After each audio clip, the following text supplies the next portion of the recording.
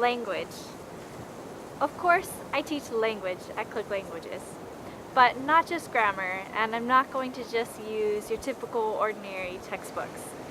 Traditionally, ESL schools focus a lot on textbooks, but I like to use real-world materials so that you'll be interested. And for example, I might use a news lesson. That way, when you're talking to your neighbor, you have something interesting to talk with them about. You can feel confident. Culture.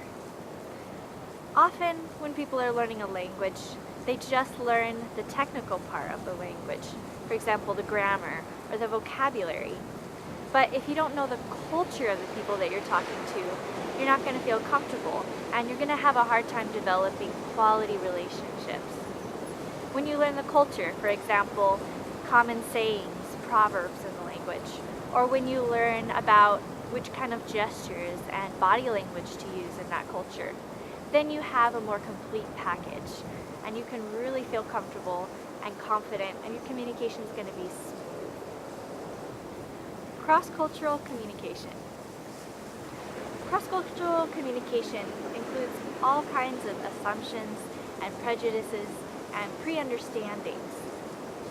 You have to understand that the person you're talking to, whether it's your neighbor, your friend, your spouse, has all kinds of assumptions that they come into the conversation with.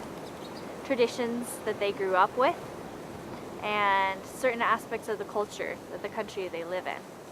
So in order to really effectively communicate with someone in English, you have to understand not only the language, but their culture.